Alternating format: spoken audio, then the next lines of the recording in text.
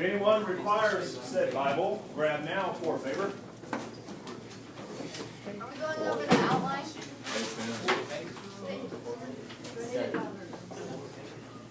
We're not. We still have some of our 5 purposes. If you, for those of you who were not around the other day, when I mentioned that, we're adjusting our timeline due to some unforeseen factors, especially i.e. testing yesterday. So we're adjusting our timelines for everything. So we've got to finish up on. We're going to finish up.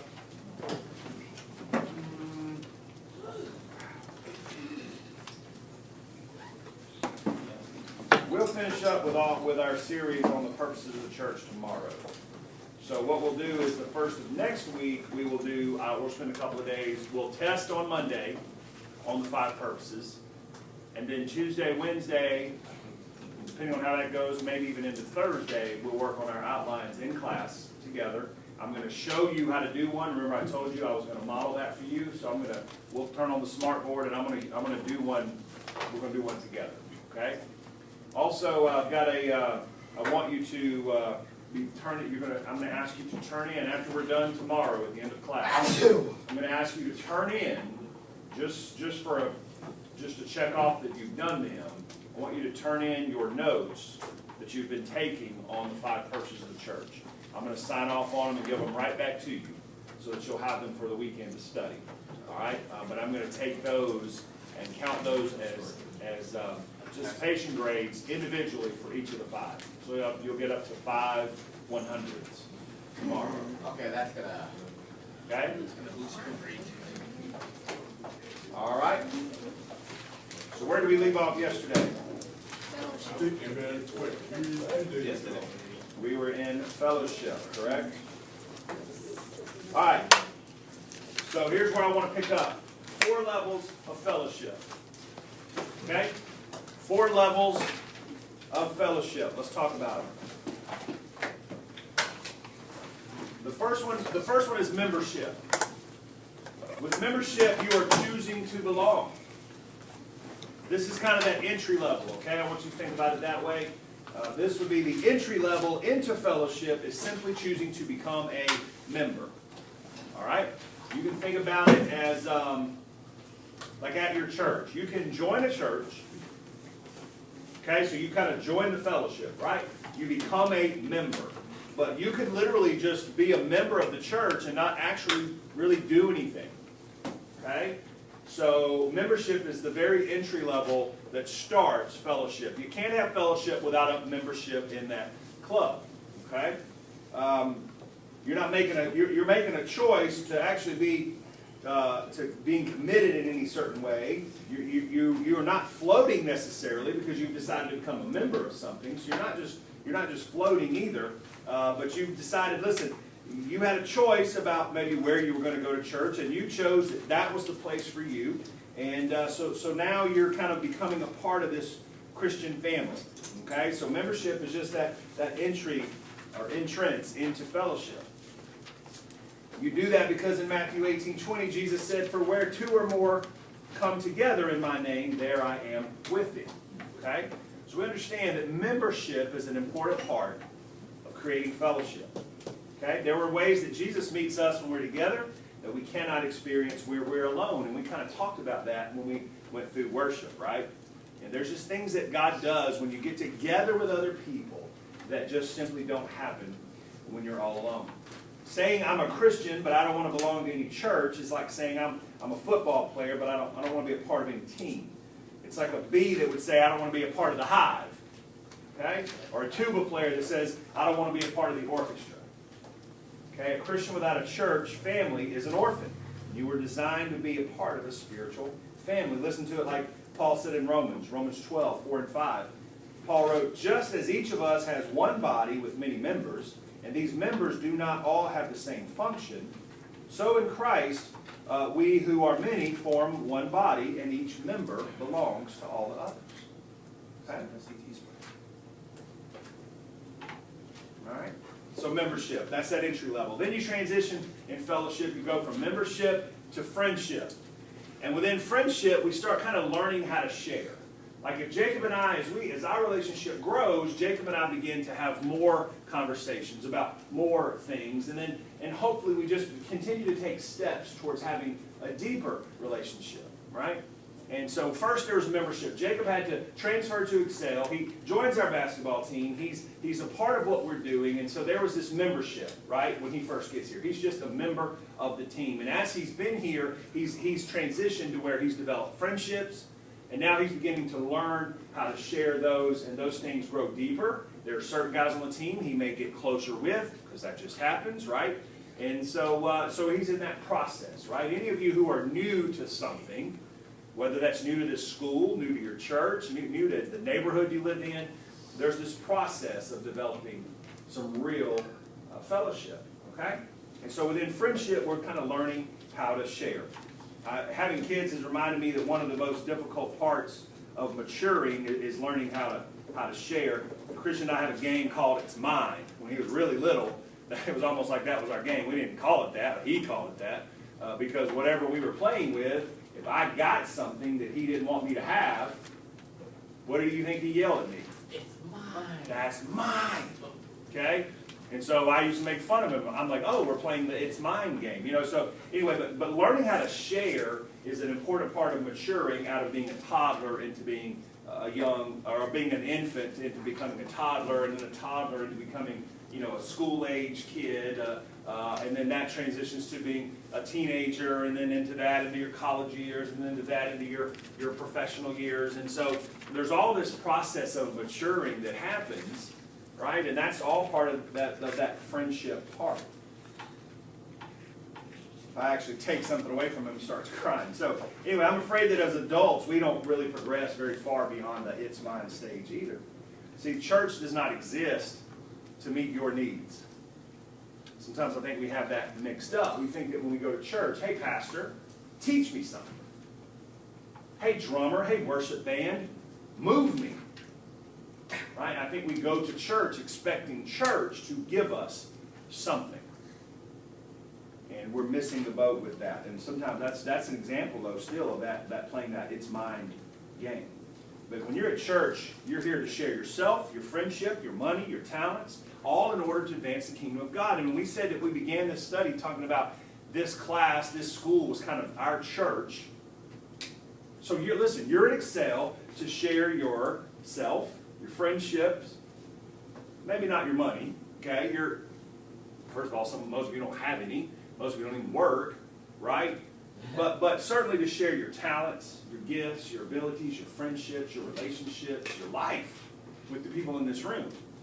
Some of you will build relationships with people in this room that you'll know them 30 to 40 years from now. I went to a high school and graduated with about, 800 people. And recently, in the last couple of years, one of them has come back into my life. But other than that, I only hang out with and stay in real touch with. I don't count Facebook because, they're all on Facebook. But as far as having a real relationship, Trenton, I think 3 of them. And all of those were teammates of mine. So it's not, you know what I'm saying? The reality is, going into a large school like that, you're not going to have friendships with those. You're going to have 2 or 3 friends that you'll have for the rest of your life. Whether you're in a school as small as Excel or a school as large as, say, which one's the biggest in Bartow? Cass, I think, 1,800 or something. Whether it's as large as that or as small as this, there's going to be 2 or 3 people that will be with you for the rest of your life. That's it. That's it from high school. Okay? Sometimes we think we're missing out on something. I promise you, you're not. There are many who see membership as kind of this privileged status. They have a right to receive everything. They don't want to do, they don't want to be asked for anything. They're not willing to serve or to seriously give. But listen to what the Bible says. It describes the early church as this. And this was from Acts chapter 2. It said that all the believers were together and had everything in common. They were selling their possessions and their goods, and they gave to anyone as he had a need. Every day they continued to meet together in the temple courts. They broke bread in their homes, and they ate together with glad and sincere hearts. One of the best things that I got to do all summer was have dinner in your house. Every one of my basketball players, I had a meal in their home this year, this summer specifically. And really within about a month or so. That was my favorite time spent this summer.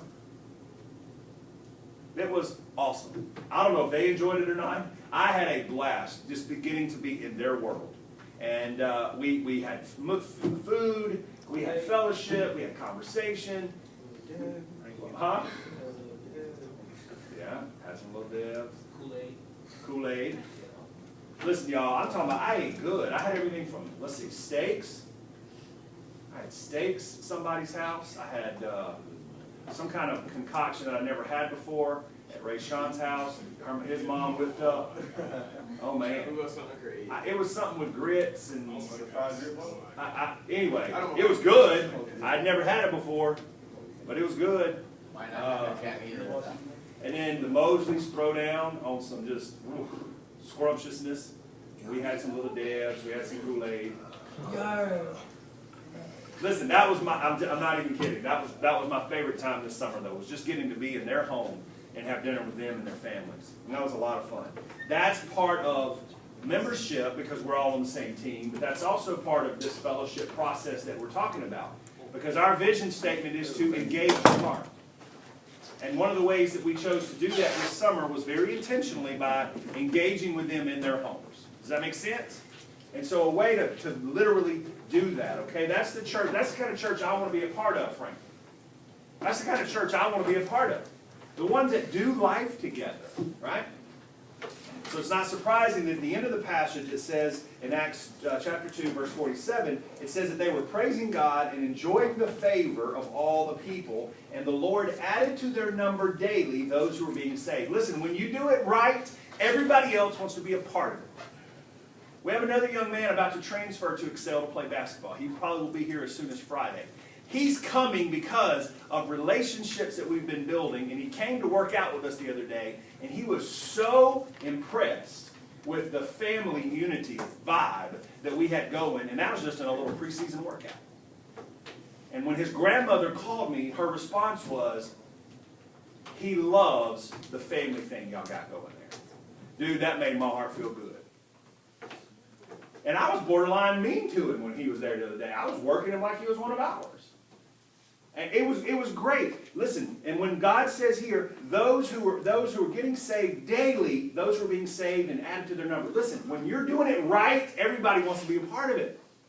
Everybody wants to be a part of it. When we get this thing going here at Excel athletically, everybody's going to be a part of it. And then that's going to make non-athletes want to be a part of it, because then that will mean more kids, will mean more opportunities for more band and more drama and more chorus and more this and more that. You know, there are some big things that will happen here, but it's got to have that catalyst. Because even a great, huge fire starts with what? A spark. Listen, there's a little spark that starts everything. If your home, God forbid, your home ever burns down. My family's home caught on fire when I was in middle school. Didn't burn down, but the house caught on fire. And it started because of a spark out of an electrical outlet.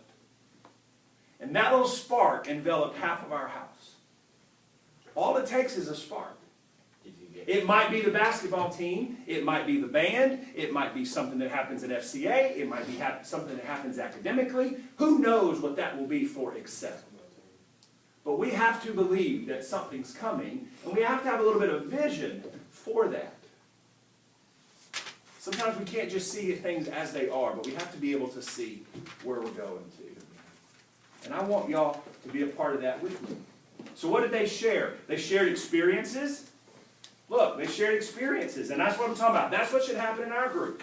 We should be sharing experience together. I want to see all 35 plus of you at a basketball game, cheering on Anna Lane, and Riley, and Victoria, and Addison, and Tierra, I think, said she's playing, and then all the guys that are playing.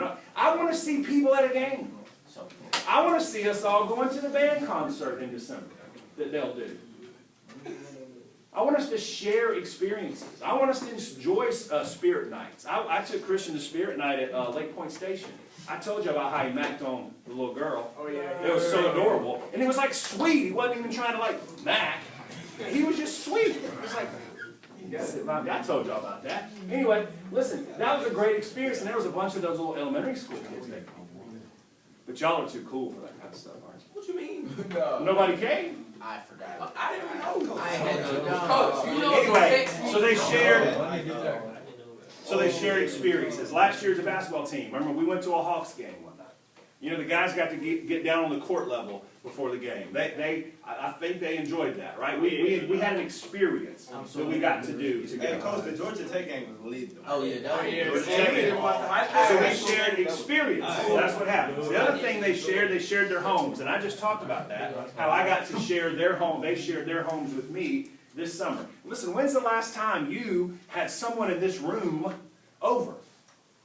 When's the last time you had an experience with someone in this room outside of these four walls of school? So it's just something for us to consider. They shared experiences, they shared their homes. The Bible says that share with God's people who are in need, practice hospitality. I love that. Romans 12:13. Paul said, practice hospitality.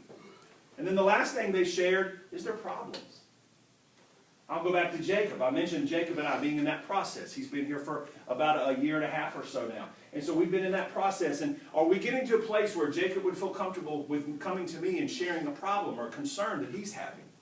He's struggling with a class. He's struggling with a relationship. He's struggling with decisions. Maybe he's struggling with something on the basketball court. Maybe he's just struggling spiritually and he's not sure where God's at. Like, do we get to a place where we would just share our problems with someone? That's what the part of the group, that's the group I want to be a part of. Because when we do that, we're becoming authentic, we're becoming transparent, and we're trying to just stop wearing masks and just say, hey, listen, man, I want to be better. Help me. And there's great strength, especially I'm talking to you fellas, there's great strength when we are able to look at another dude and go, man, I'm struggling. Help. Because that's not what society tells us we're supposed to do, Trenton. We're supposed to be tough and have it all figured out. And that's bull. Because we don't. All of us are broken. All of us need somebody that can walk with us and go, dude, I'm struggling. But we need that. We need that. Okay? So those are the things they share. The next thing is partnership. Then you go to partnership.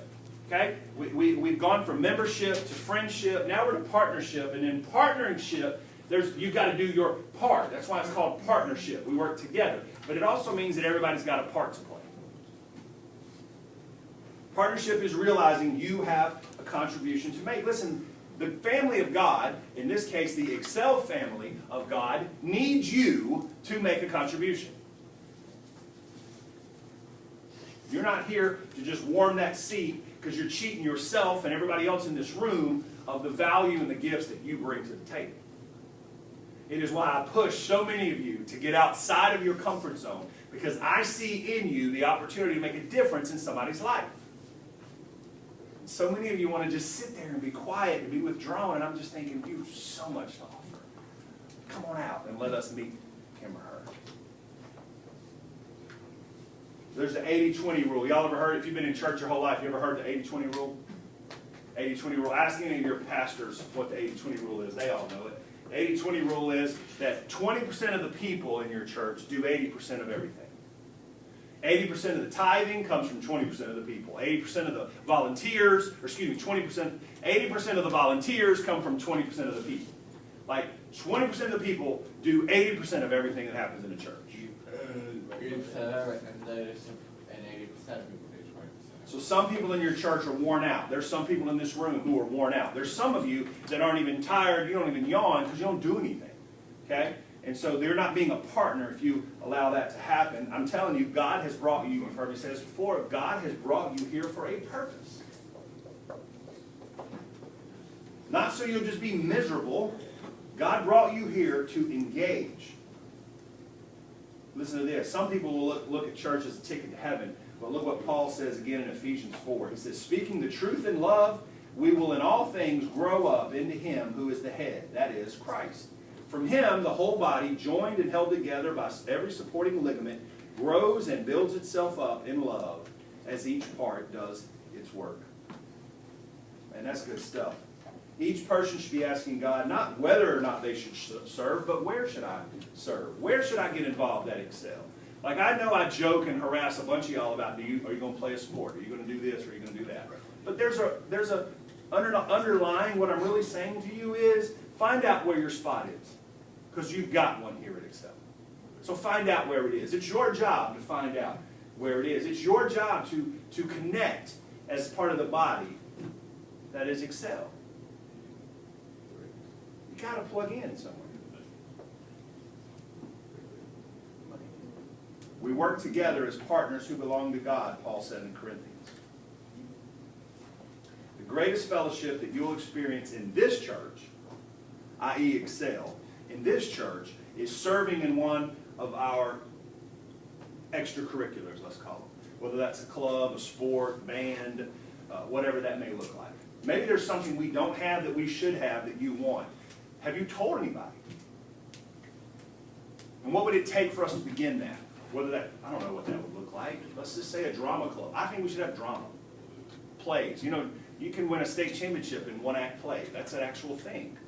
They just started something called esports, which is going to be a GHSA recognized activity. Esports. It's like gaming and stuff like that that's becoming such a big... That's now a recognized sport within GHSA. Maybe that's you. Maybe that drama thing, you want to be an actress or an actor. Maybe that's you.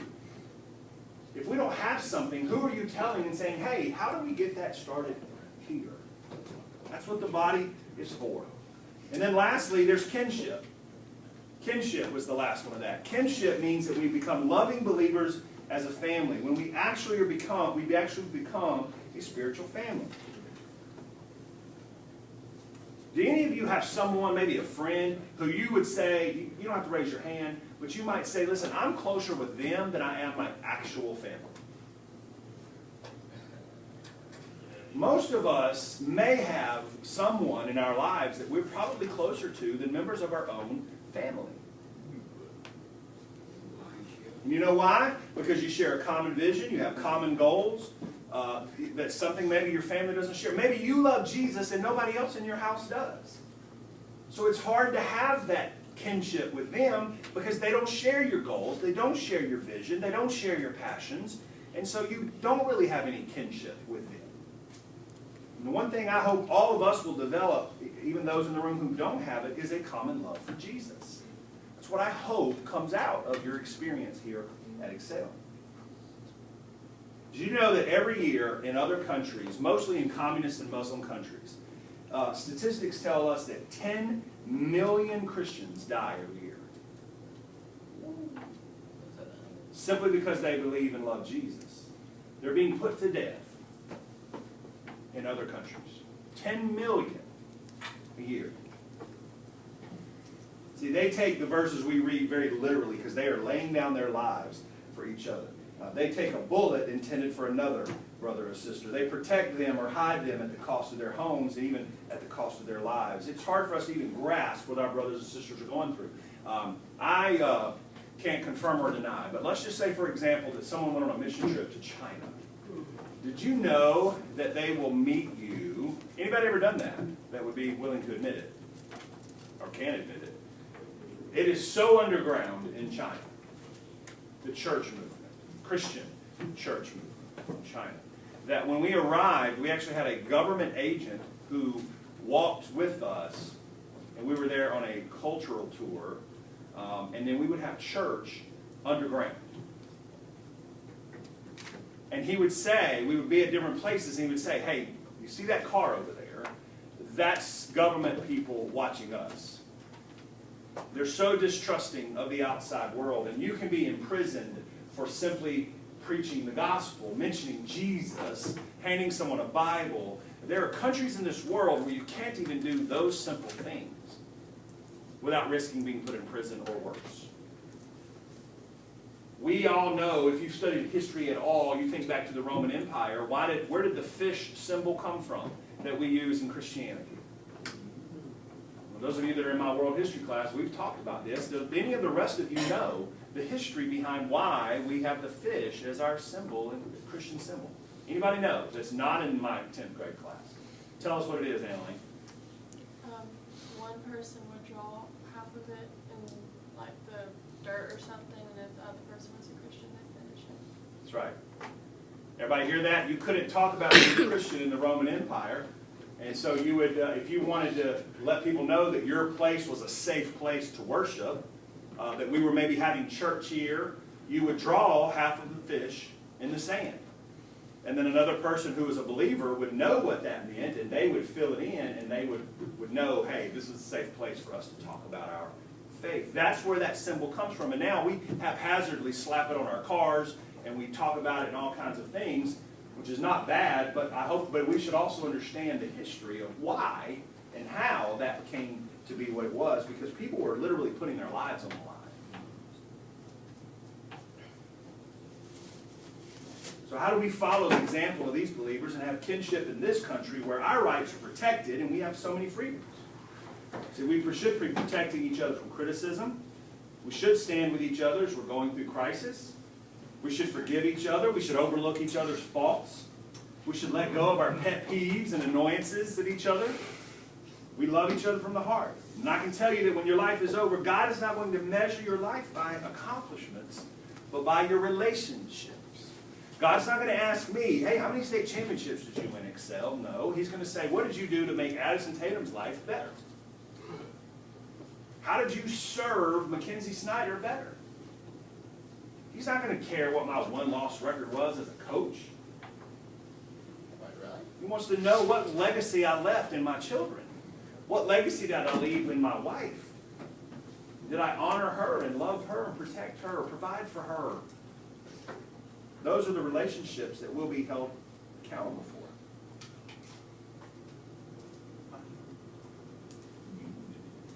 John 13:34-35 says, this is how everyone will recognize that you are my disciple, when they see the love you have for each other. And we've talked about that in this class before. If you walk around with doom and gloom on your face like the world's caving in, how is anybody supposed to see the joy that comes in knowing Christ? The question might become is, do you have joy in Christ? Do you actually have a relationship with Christ? Otherwise, how do you walk around having no joy?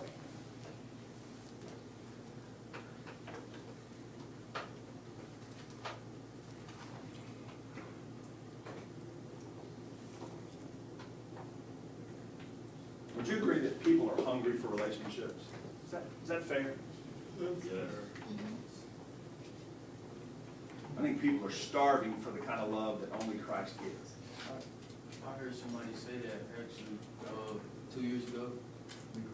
They said a lot of sinners don't know that they really hungry. They just don't know who they are. Amen. I completely agree with that. I just read a survey by the Gallup organization that said that 8 out of 10, which literally it was 77%, so I'm just going to round off and say 8 out of 10 people who were involved in a faith community strongly agreed with this statement: I am completely satisfied with my life. 77%. So 8 out of 10 people said that they were actively involved in a faith community. Said they strongly agreed with the statement that says, I am completely satisfied with my life. So at what level of fellowship are you living? You might be a member, but have you progressed to friendship, partnership, and kinship in the way we discussed this morning? If you're in this level, how do I transition to this one today? If you're just a member, how do you transition to friendship? What would that look like for you? Maybe you're in the friendship place. How do I transition from friendship to partnership?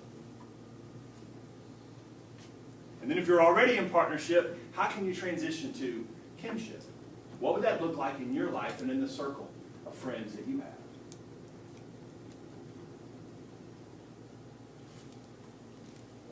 Here's my prayer for us. I wrote this prayer down. I actually did a soap on something about one of these scriptures recently, and here's what I wrote as my prayer. Dear God, I want to be a part of your family, and I want to learn to love my spiritual family just like you do. Forgive me for taking it casually. I want to grow in the levels of fellowship, so today I'm choosing to belong. I'm not going to float around anymore. I want to learn to share and make time to develop real friendships. I want to do my part in the family of God. I want to learn to love other believers like brothers and sisters. Teach me, then, the meaning of real love. In your name I pray. Amen. I had read the love chapter in 1 Corinthians chapter 13. It talks about it and defines love. And I began to realize that we tell people we love them all the time, don't we? Like you think about it. I love you, love you, love you, love you. We say that a lot. And if you think about, maybe if you're dating someone right now, think about them in this context. Because what does love mean? Love is patient. And as soon as I started thinking, I'm like, oh, crap. I'm 0 for 1. Because guess what, Emily? I'm not always patient. I know that surprises y'all. I'm not always patient. Love is kind.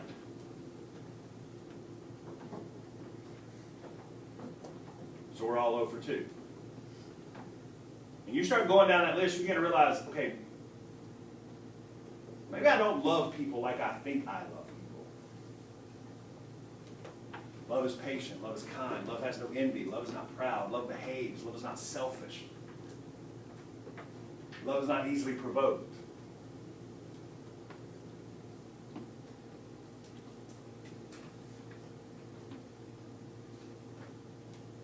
I want us to have a level of fellowship in this place.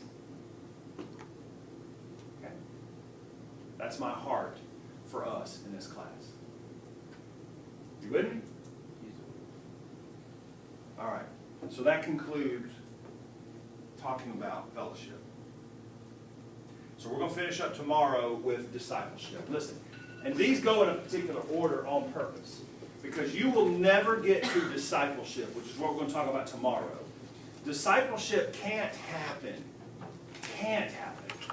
until all this other stuff's in place. If you don't even know if you love Jesus, you can't possibly be a disciple.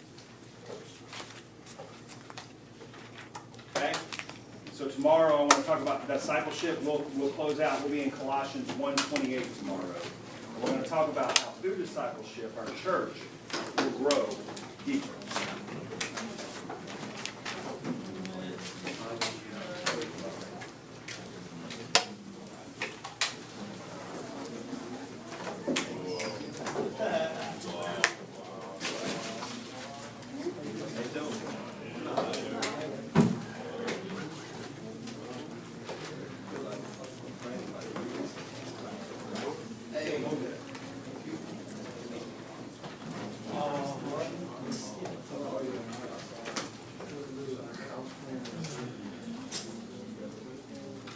I was on your live video.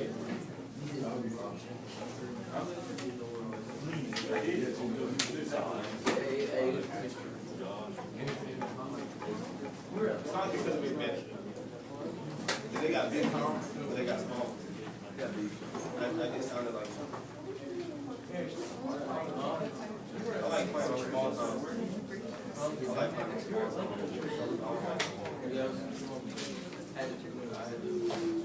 I have small.